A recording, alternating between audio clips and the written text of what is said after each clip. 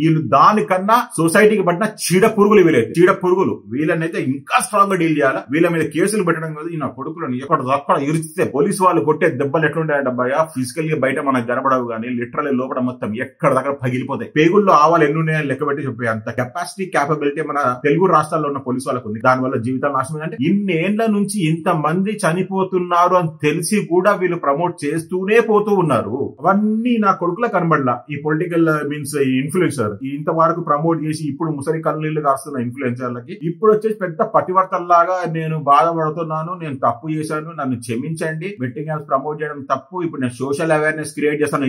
ఎవడు ఈ హర్ష సాయి గాడు, ఈడు మొన్న ఇంత పెద్ద జుట్టేసుకోవడం రెగ్యులర్ గా ఈ క్రిమినల్స్ ని వాళ్ళని వీళ్ళని డీల్ చేస్తూ వాళ్ళు ఏ లెవెల్లో రాటు తేలిపోయినారంటే ఏడుస్తూ తూడుస్తూ కొంతమంది వీడియోలు పెడతా ఉన్నారు. ఈవెన్ ఈడు ఇమ్రాన్ ఖాన్ కూడా పెట్టింది. Hi hello friends, good morning, ఎలా ఉన్నారు? హర్ష సాయి ఇమ్రాన్ ఖాన్ జంప్ అంట కదా, ఎక్కడికి జంప్ అయినాడో అర్థం కావట్లేదు. ఫస్ట్ ఆఫ్ ఆల్ చాలా మంది బ్యాంకాక్ అంటున్నారు, కొంతమంది దుబాయ్కి వెళ్ళిపోయినారు అని చెప్పేసి అంటా ఉన్నారు. ఇంకొక మంచిగా న్యూస్ ఛానల్ లో బాగా ట్రెండింగ్ అవుతున్న టాపిక్ ఏంటంటే తీగ లాగితే డొంక కదులుతుంది అని చెప్పేసి అంటా ఉన్నారు కదా. నిజంగా తీగ కాగితే డొంక కదిలిందా? కదిలినట్టే ఉంది. ఎందుకంటే ఇప్పుడు పెద్ద పెద్ద ఫేమస్ యాక్టర్స్ ల మీద కూడా పోలీస్ కంప్లైంట్ రేజ్ చేశారంట. మియాపూర్ ఏరియాలో పోలీస్ స్టేషన్ లో పెట్టారంట. అది మంచి పరిణామం. నేను కూడా ఆల్మోస్ట్ న్యూస్ ఛానల్ లాంగ్వేజ్ లో మాట్లాడడం మొదలు పెట్టారు. ఎందుకంటే చూసి నేర్చుకోవాల్సి ఉంది. ఇప్పుడు జరుగుతున్న సిచ్యువేషన్ అంతా మా సొసైటీకి మంచిదా అంటే ఎస్ అఫ్ కోర్స్ మంచిదే. కానీ నేను ఒక చిన్న పాయింట్ ఆఫ్ వ్యూ లో చెప్తా. యాక్చువల్లీ నాకు ఉన్న పర్సనల్ ఎక్స్పీరియన్స్ నేను చెప్తాను. పోలీసు వాళ్ళకి ఫ్రీ హ్యాండ్ ఇచ్చేసి వాళ్ళ మీద ఎటువంటి ప్రెషర్ లేకుండా మీరు ఈ పర్టికులర్ కేసుని డీల్ చెయ్యండి అని చెప్పేసి వాళ్ళని ఒక చిన్న హోప్ ఇచ్చి వదిలారనుకోండి, ట్రస్ట్ మీ ఫ్రెండ్స్, పోలీసు వాళ్ళు డీల్ చేసే విధానం నేను పర్సనల్ గా ఆప్రానిక్స్ లో బంజారాస్ లో ఉన్నప్పుడు ఆప్రానిక్స్ లో జాబ్ చేస్తుండే. దాంట్లో ఉన్నప్పుడు నేను కొంతమంది నా ఫ్రెండ్స్ ఉండే యాక్చువల్లీ, అంటే పోలీస్ డిపార్ట్మెంట్ అంటే పెద్ద లెవెల్స్ లో సర్కిల్ ఇన్స్పెక్టర్ లెవెల్స్ లో అండ్ ఫ్రెండ్స్ అంటే యాక్చువల్లీ నా క్లయింట్స్ వాళ్ళకి 5 ఫోన్స్ లో ప్రాబ్లమ్ వచ్చినప్పుడు పిలిచేవాళ్ళు అన్నమాట. అరే వినోద్ ఇట్లా వచ్చేసి కొంచెం ప్రాబ్లమ్ సాల్వ్ చేయబ్బా, ఫోన్ పని చేయట్లేదు అది అని చెప్పేసి అంటే నేను పోయేవాడిని స్టేషన్కి వెళ్ళినప్పుడు నేను చూసానబ్బా పర్సనల్ గా వాళ్ళు ఎంత హార్ష్ గా ఉంటారు అది ఇది అని చెప్పేసి అంటారు పోలీసు వాళ్ళు. కానీ వాళ్ళు ఏం తెలుసా, వాళ్ళ థాట్ ప్రాసెస్ అనేది ఒక లెవెల్లో ఉంటది. యాక్చువల్లీ వాళ్ళు ఏంటంటే ఇట్లాంటి రెగ్యులర్ గా ఈ క్రిమినల్స్ ని వాళ్ళని వీళ్ళని డీల్ చేస్తూ వాళ్ళు ఏ లెవెల్లో రాటు తేలిపోయినారంటే, నువ్వు రాత్రి అన్నం తిన్నావు, అన్నంలో వేసుకున్న ఆవాలు ఉంటాయి కదా, నువ్వు ఆవులు ఇస్తే చాలు వాళ్ళు లెక్క పెట్టేస్తారు. పేగుల్లో ఆవాలు ఎన్ని ఉన్నాయని లెక్క పెట్టి చెప్పే అంత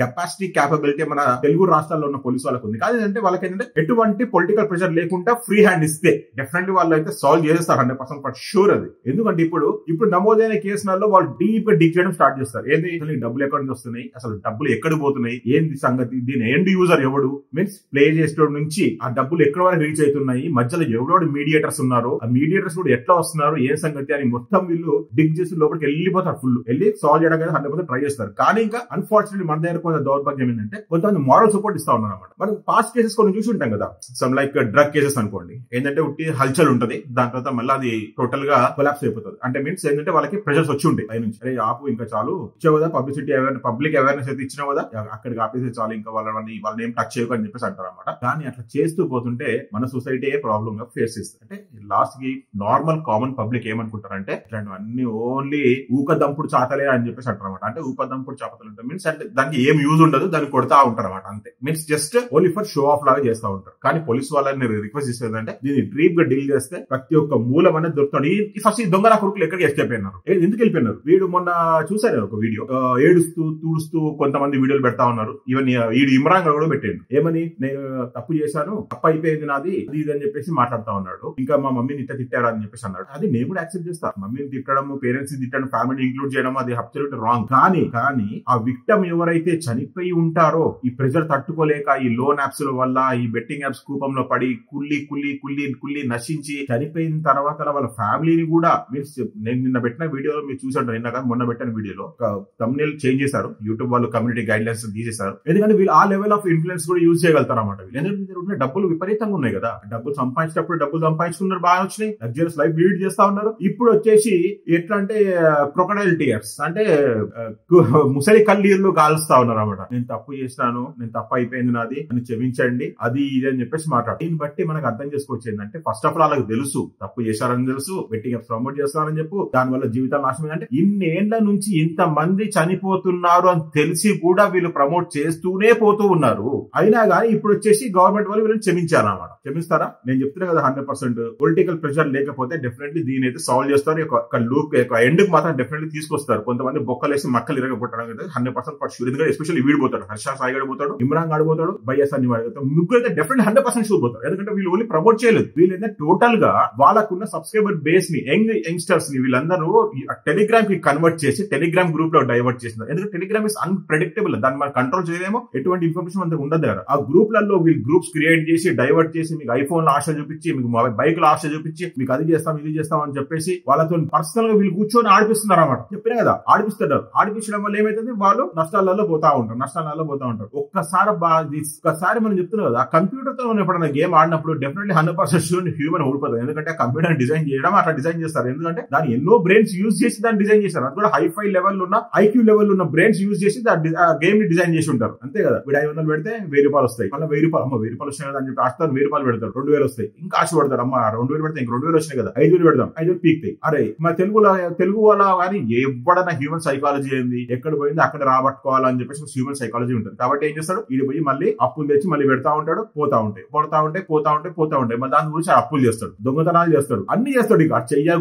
ఘోరాలన్నీ చేస్తాడు. చేసిన తర్వాత ఏమైతుంది, మొత్తం లాస్ట్ కి అయిపోతుంది, జీవితం ఎండ్ చేసుకున్నాడు. ఎందుకంటే వాడు ఫ్యామిలీలో ఫేస్ చేసుకోలేడు. ఎందుకంటే లోన్ యాప్స్ నుంచి పెట్టే ప్రెషర్, కాల్ మనీ నుంచి వచ్చే ప్రెషర్ వాడు తట్టుకోలేక జీవితాలు ముగించుకుంటారు. అవన్నీ నా కొడుకులా కనబడలా. ఈ పొలిటికల్ మీన్స్ ఈ ఇన్ఫ్లుయెన్సర్ ఇంతవరకు ప్రమోట్ చేసి ఇప్పుడు ముసలి కళ్ళు కాస్తున్న ఇన్ఫ్లుయెన్సర్లకి కానీ అమ్మాయిలకు కానీ అర్థం కాలే. ఇప్పుడు వచ్చేసి పెద్ద పతివర్తల్లాగా నేను బాధపడుతున్నాను, నేను తప్పు చేశాను, నన్ను క్షమించండి, బెట్టింగ్ యాప్స్ ప్రమోట్ చేయడం తప్పు, ఇప్పుడు నేను సోషల్ అవేర్నెస్ క్రియేట్ చేస్తాను. ఎవడు ఈ హర్ష సాయి గాడు, ఈడు మొన్న ఇంత పెద్ద జుట్టేసుకొని ముందుకు వచ్చేసి వీడియో ముందు నుంచి నేను సోషల్ అవేర్నెస్ నేను క్రియేట్ చేస్తాను, నేను పొద్ద పోటుగానా అని చెప్పేసి బిల్డప్ ఇస్తున్నాడు. ఏంద్రా అంటే జనాలు మరి అంత ఎర్ర పుష్పాలనుకుంటున్నావా? నువ్వు ఎందుకు పారిపోయినావు? మరి అంత దమ్ము అంత ధైర్యం లేనప్పుడు నువ్వు ఎందుకు పారిపోయావు? కొంతమంది మారిపోయారు రియల్లీ, ట్రస్ట్ మీ.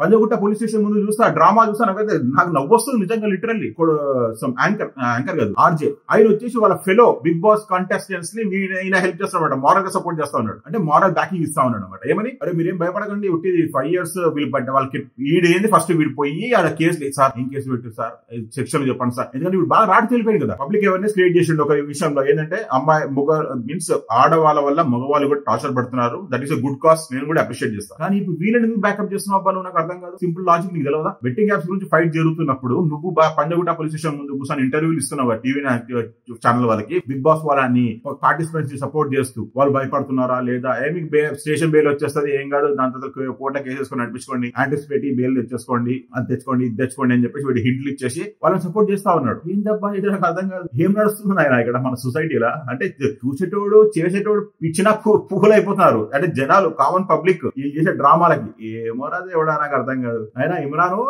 నాయన హర్ష సాయి మీ ఇద్దరు ఎక్కడ జంప్ అయితే చెప్పు నాయన. జనాలందరూ సర్ప్రైజింగ్ గా వెయిట్ చేస్తా ఉన్నారు మీ ఇద్దరు గురించి. మీరు పెద్ద కీపిన్లు కదా, ఈడు ఆడు బయ్యగాడు, ముగ్గురు కీపిన్స్ యాక్చువల్లీ ఈ బెట్టింగ్ యాప్స్ దాంట్లో కూపంలా. చూద్దాం వీళ్ళు నా కొడుకుల మీద ఏమేమి కేసులు బుక్ అవుతుందో, 7 వరకు వస్తుంది ఏ సంగతి. నేను లిటరల్లీ వెయిట్ చేస్తా ఉన్నా. అట్లీస్ట్ ఒక్క నా కొడుకు నన్న పీడీ యాక్టివ్ పెట్టేసి బొక్కలు వేస్తే 1 year వరకు ఆటోమేటిక్లీ ఒక సెట్ ర్యాంక్ అయిపోతారు. మిగతా వాళ్ళందరూ ప్రస్తుతానికి అందరూ తేలికుంటున్న దొంగలాగా సైలెంట్ అయిపోయినారు, ఎప్పుడు మాట్లాడతలే. ఇంకా ఈ వీకే రాజాగాడి కేసు అయితే అది ఎక్కడ రావట్లేదు. ఎందుకంటే నాకు తెలిసినంత వరకు వాడికి వాళ్ళ ఫాదర్ ఎవరు పోలీస్ డిపార్ట్మెంట్ సంబంధించిన వాళ్ళు అనుకుంటా. కాబట్టి వీడి గురించి ఎక్కువ హైలైట్ అవ్వట్లేదు. నాకు తెలిసినంత వరకు ఎవరు కంప్లైంట్ కూడా ఇవ్వట్లేదు అనుకుంటా వీడి గురించి. వీడితే ప్రతి ఒక్క వీడియోలో వాడు అప్లోడ్ చేస్తా ఉంటాడు. ఏంటంటే పర్ మ్యాచ్ ఆడండి నా లింక్ పెట్టుకుని డౌన్లోడ్ చేయండి, అది ఇంకా డిస్క్లైమర్ కూడా వేస్తారు, ఆ ప్లే విత్ రెస్పాన్సిబిలిటీ అనేసి. Drinking and smoking is injurious to health అన్నట్టు వీడు ప్లే విత్ రెస్పాన్సిబిలిటీ. అరే డ్రింకింగ్ స్మోకింగ్ చేస్తే వాడిపోతాడు రా, ప్లే విత్ రెస్పాన్సిబిలిటీ అని నువ్వు ఇస్తున్నావు క్యాప్షన్ డిస్క్రిప్షన్ లా. దాని వల్ల వాడు ఫ్యామిలీ పోతుందిరా, వాడు సోషల్ లైఫ్ సఫర్ అవుతుంది, వాడు ఫైనాన్షియల్లీ లాస్ అవుతున్నాడు.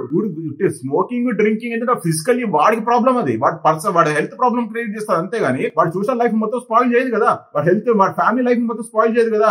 అంతా కూడా బేసిక్ కామన్ సెన్స్ ఉంటుందా? పెద్ద నువ్వు డిస్క్లైమర్ వేయంగా అది తప్పు రైట్ అయిపోతుందా ఏంది? ఏమున్నారా చెత్త నా కొడుకున్నారా. చూద్దాం ఇక్కడ వరకు వస్తుంది ఏ సంగతో. కానీ పోలీసు వాళ్ళ మీకైతే హ్యాట్స్ ఆఫ్ చెప్పాలా, మీరు కంప్లైంట్ రేజ్ చేయండి, నా కొడుకులు టార్చర్ చేయండి. ఒక రకంగా అంటే ఒక పిక్ పాకెట్ అనే డీల్ చేసినప్పుడు కానీ చైన్ స్నాచ్ అనే డీల్ చేసినట్టు వీళ్ళు దానికన్నా సొసైటీకి పట్టిన చీడ పురుగులు వీళ్ళనైతే ఇంకా స్ట్రాంగ్ గా డీల్ చేయాలి. వీళ్ళ మీద కేసులు పెట్టడం కాదు, నా కొడుకులను ఎక్కడ ఇరిస్తే పోలీసు వాళ్ళు కొట్టే దెబ్బలు ఎట్లుంటాయంటే ఫిజికల్ గా బయట మనకు కనబడవు కానీ లిటరల్లీ లోపల మొత్తం ఎక్కడ దగ్గర పగిలిపోతాయి.